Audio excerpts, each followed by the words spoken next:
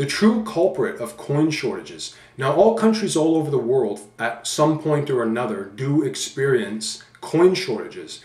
Now, often governments always blame coin shortages on simply, they say people are hoarding coins and therefore that's what's causing the coin shortage. Now, in my opinion, I don't think that's the problem. People hoarding coins is not what's causing that, all right? Because ultimately you have to ask yourself, why do people hoard coins? Okay? Now, why people hoard coins is simple. In most cases, people are hoarding coins in a country because of the fact that the melt value exceeds the face value. And of course, that's caused by inflation. Now, we all know that governments indirectly and directly cause inflation. They cause it by physically stamping out more coins and printing more paper. But they also indirectly cause it by allowing central banks and commercial banks to issue massive amounts of credit, and therefore credit is also part of the money supply and therefore causes inflation.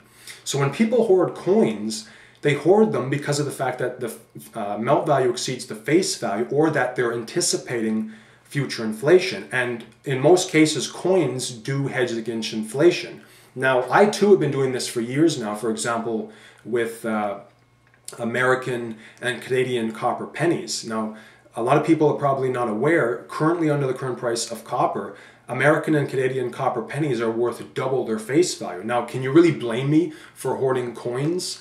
The fact that they're hedging against inflation. As the fiat value of those pennies falls, the melt value keeps going up. I mean, that's also why you don't see any silver coinage in circulation anymore. In both the United States and Canada, that stopped in the 60s because the melt value exceeded the face value, so people started picking them out of circulation. And again, that was because of inflation, all right? Now, I live in Toronto. Now, currently in Toronto right now, we have a transit token shortage that's happening right now.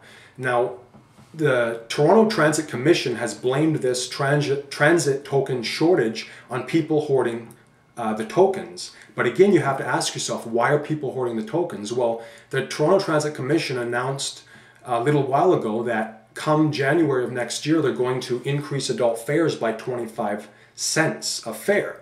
So people now, what they're doing is they're buying up as many tokens as they can and hoarding them, because come January, the TTC is still going to use the same tokens that they use now. Therefore, if you actually have the metal tokens in your possession, those tokens will technically hedge against the price increase because we're going to continue using the same tokens. So that's why people are actually buying as many tokens as they can and hoarding them. But then this, in the TTC's opinion, is what caused then the token shortage that's currently in Toronto. And this actually then forced the Toronto Transit Commission to issue temporary paper emergency tickets because people are hoarding all the tokens.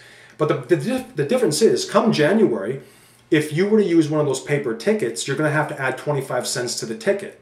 As we're with the tokens will automatically hedge against the price increase. You won't have to add 25 cents with them come January. So it just goes to show that whether you're talking about actual money or even in this regard, in regard to transit fares, paper is always garbage, because the paper tickets are not going to hold their value come January, but the tokens are, and that's why people are hoarding the tokens. So therefore, the problem is not that people are hoarding tokens, which is leading to a token shortage. It's the fact that the TTC announced they were going to increase fares. That's the root of the problem. And as a result of that, that's why now people are hoarding the tokens. That's the end result. It's not the problem.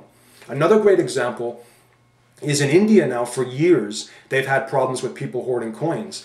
Right now, for example, in India, they have a 1 rupee coin that's made of steel. And the funny thing is, people have just been hoarding those coins like crazy, because apparently what happens is people are taking those 1 rupee coins that are made of steel and they're smuggling them into neighboring Bangladesh. Then in Bangladesh, they're then melting down those 1 rupee coins, and they can get anywhere from 5 to 7 razor blades out of them. They're actually making razor blades out of the 1 rupee coins, and then they could actually then sell those 5 to 7 razor blades for as much as 35 rupees. So think about that. I mean, you start out with a 1 rupee coin, and in the end, you have 35 rupees. I mean, can you really blame people for doing that? But ultimately, again, that's not the problem. That's the result of the problem. People are doing that because of inflation.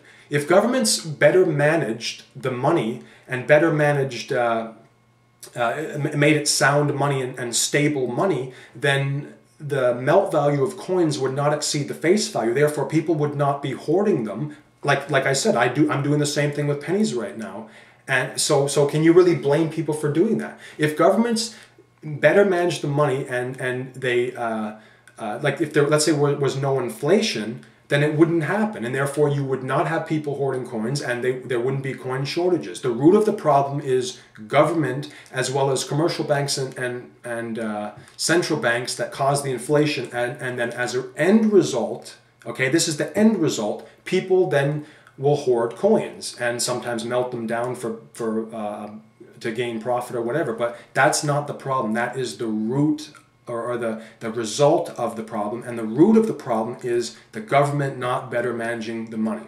My message to governments is, if you don't want people hoarding coins, like me, for example, with the pennies, if you don't want me doing that and other people doing that, better manage the currency so that the melt value never exceeds the face value. If you do that, I really then have no incentive to hoard coins, and nobody else will either.